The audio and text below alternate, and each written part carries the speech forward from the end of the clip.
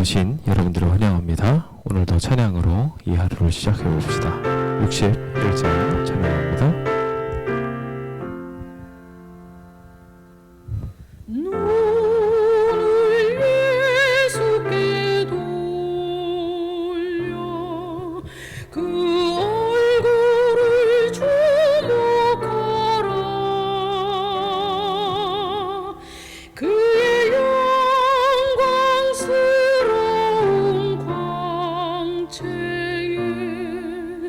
세상 영화는 사라지네.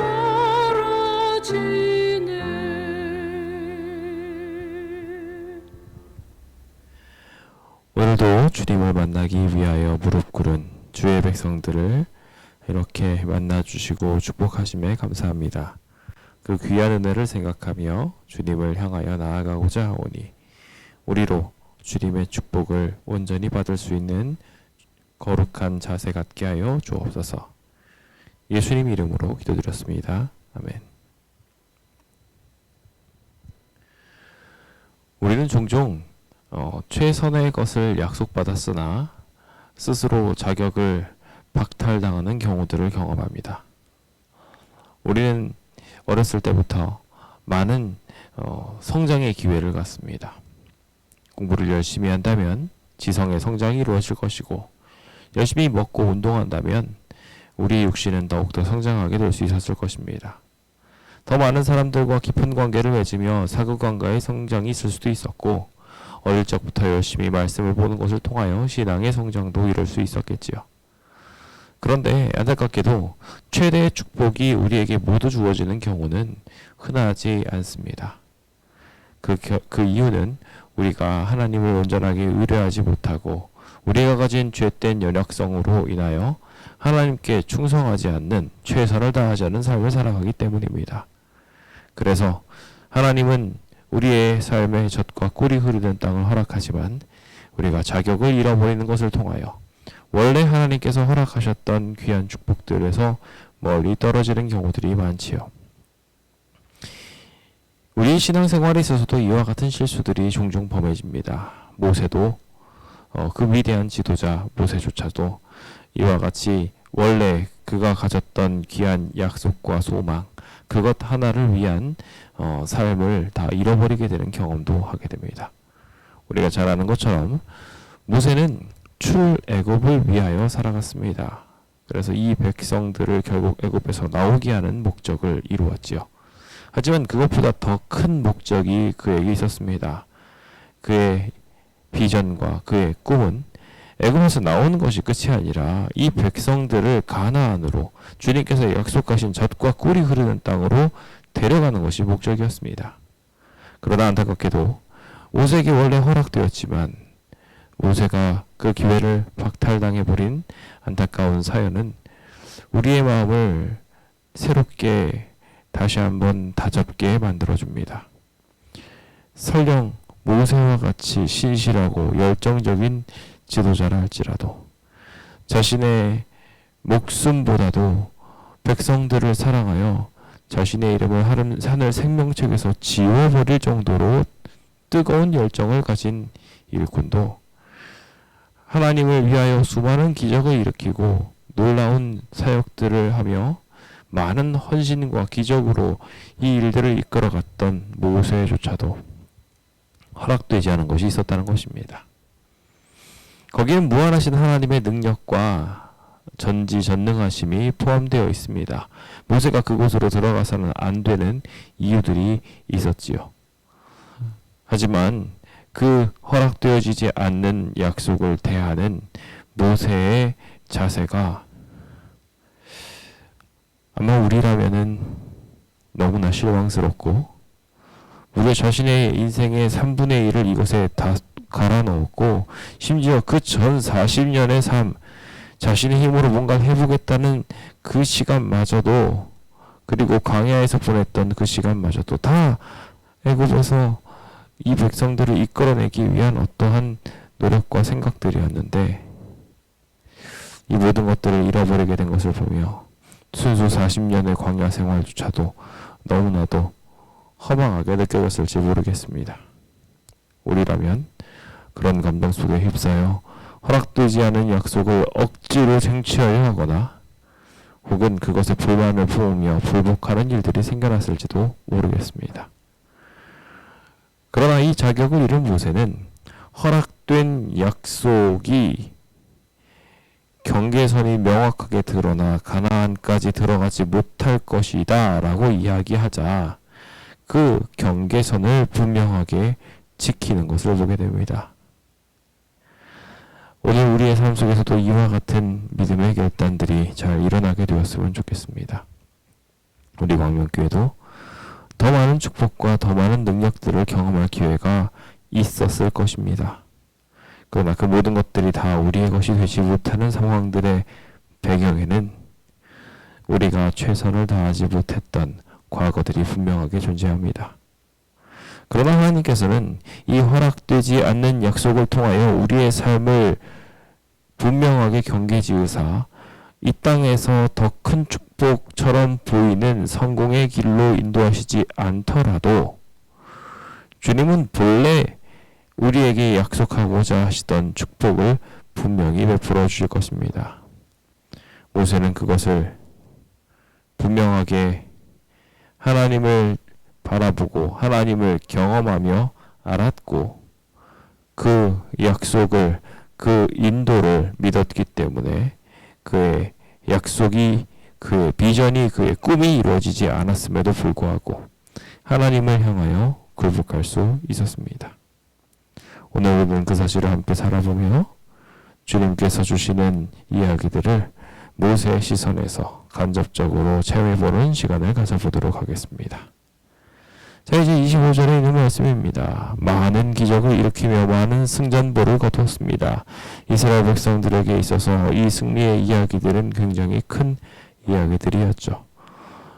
이제 동편 땅을 정복을 하며 시온과 옥을 무너뜨렸던 하나님의 놀라운 능력들은 이제 가나안으로 넘어가는 일만 남았다는 것을 그들 스스로 깨닫게 하였습니다. 하지만 모세에게는 아직 한 가지 중요한 일이 남아 있었습니다. 바로 가나안 땅을 향하여 하나님께서 가지 말라 하신 명령을 순종하는 것이었습니다. 사실 모세는 기도했습니다. 고함나니 나로 건너가게 하사 요단 저쪽에 있는 아름다운 땅, 아름다운 산과 레바논을 보게 해 주십시오라고 기도했습니다. 요단을 건너 서편 땅, 곧 하나님께서 오래전부터 이스라엘에게 기업으로 주시겠다고 약속한 가나안 본토의 땅을 그는 직접 밟아보고 싶다고 기도했던 것입니다. 그러나 안타깝게도 그 아름다운 땅, 아름다운 산은 그에게 허락되지 않았습니다. 가나안의 땅에 대한 모세의 정감이 정말 고조된 표현이었던 아름다운 땅과 아름다운 산은 이제까지 이스라엘이 거쳐왔던 황량하고 메마른 광야에 비한다면 아름답고 비옥한 땅이었습니다. 그 땅은 하나님이 택하신 백성들이 살도록 작정되어진 축복의 땅이었고 언약적 견지에서 보더라도 다른 지역과는 비교할 수도 없는 거룩하고 아름다운 땅이었습니다. 그러기에 가나안 땅을 정탐했던 신앙인들이었던 여호수아와 갈렙의 이야기를 들 곁에서 들으며 그가 가고 싶었던 땅을 40년 동안 추억하고 기억했을지 모르겠습니다. 가나안 제북단의 사락지대까지 이르게 되면 레바논 지역이 등장하게 되는데 이스라엘에게 약속된 북방의 한계선이었습니다. 그에게 주어진 모든 땅들을 다 보고 싶다는 이 이스라엘을 이끌고 끝까지 함께하고 싶다는 모세의 바람이 담겨있는 이야기였죠. 이스라엘에게 약속된 이 모든 땅들을 쫙 가게 되면 최고 높은 곳은 무려 3,307m에 달하는데 산 곳곳에 정말 울창한 백향목 숲이 이어져 있어서 자연 공간이 너무나도 아름다운 곳이라고 합니다.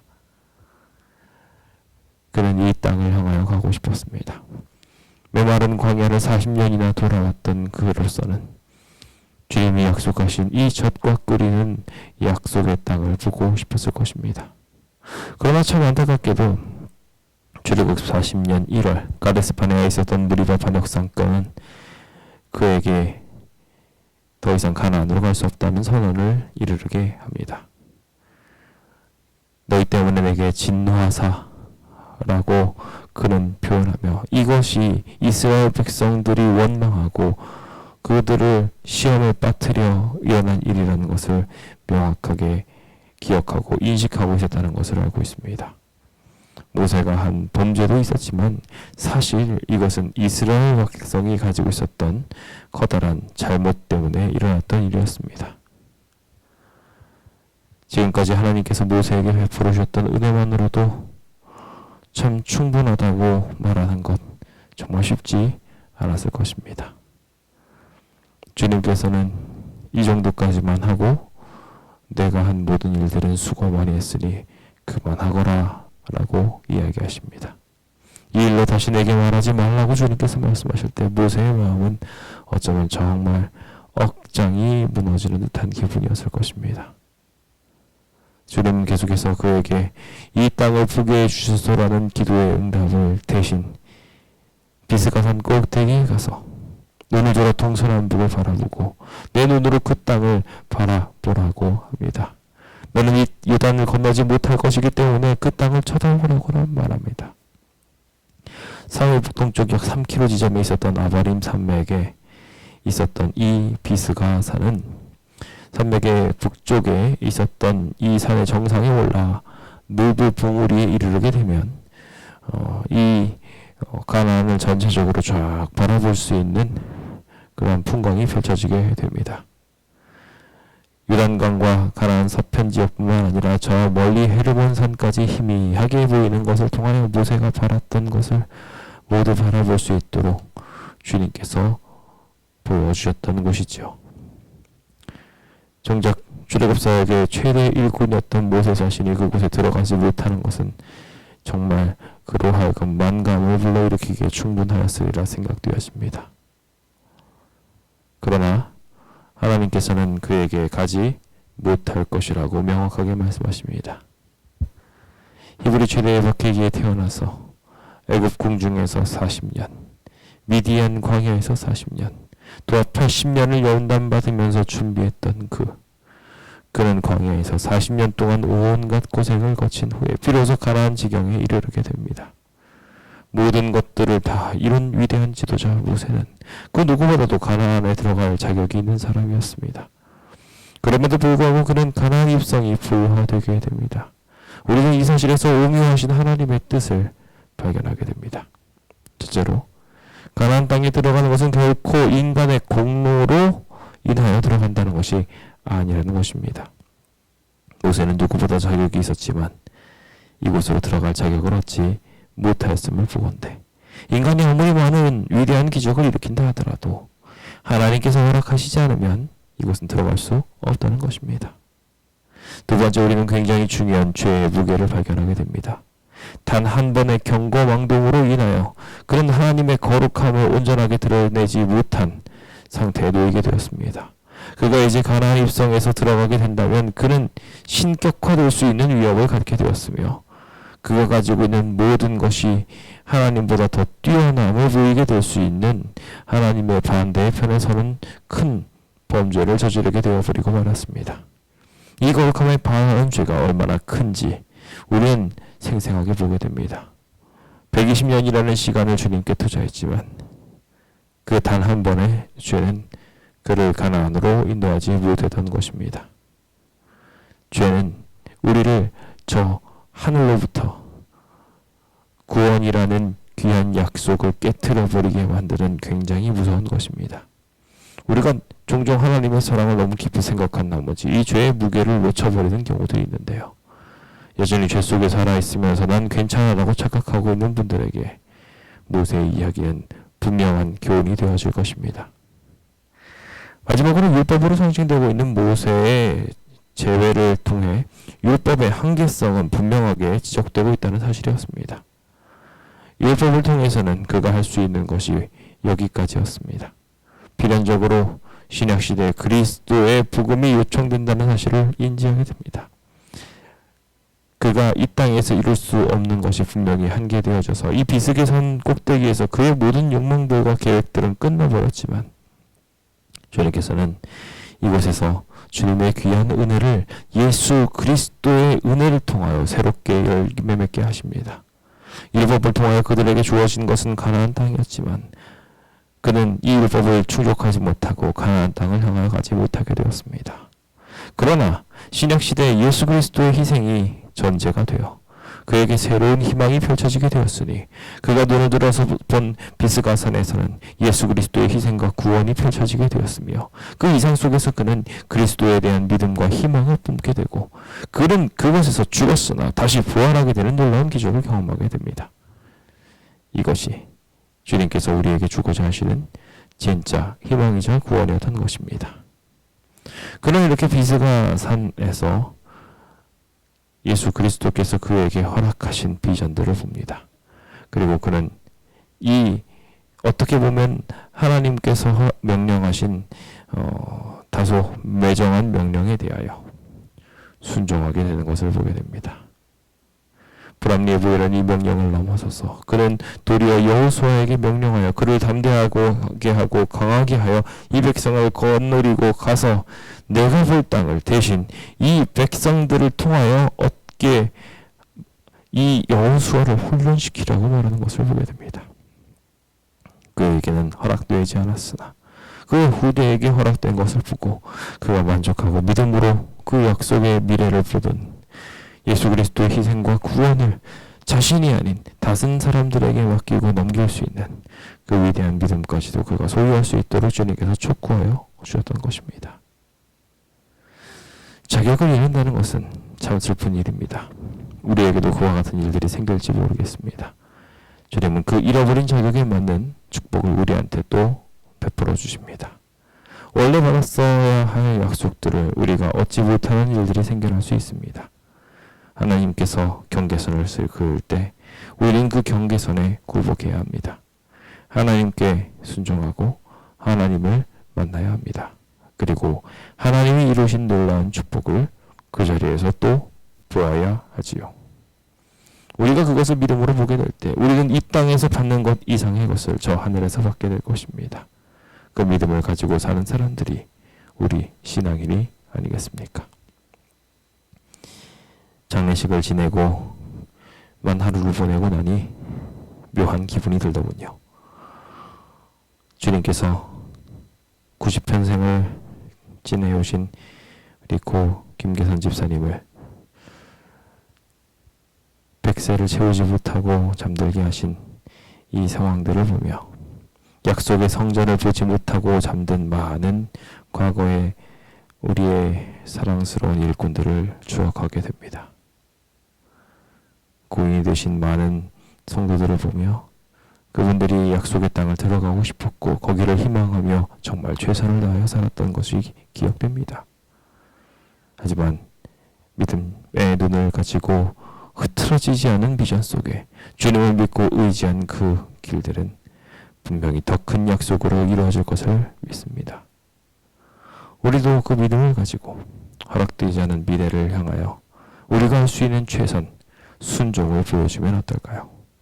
주님께서 이루시고자 하시는 아름다운 기적을 분명히 이룰 수 있도록 도와주실 것입니다. 당장 우리에게 오늘도 많은 허락되지 않은 상황들이 있을지 모르겠습니다. 그것을 얻기 위하여 쟁투한 것들도 열심을 다하는 최선은 분명히 필요하겠지만 그것에 만족하지 못하고 하나님이 정하신 선을 넘는 일들은 오늘 우리 안에서 일어나지 않게 되었으면 좋겠습니다. 부디 그 기적들이 오직 주님을 만나게 하는 귀한 하루가 될 수 있도록 인도하여 주시기를 기도하면서 오늘 모든 말씀을 마칩니다.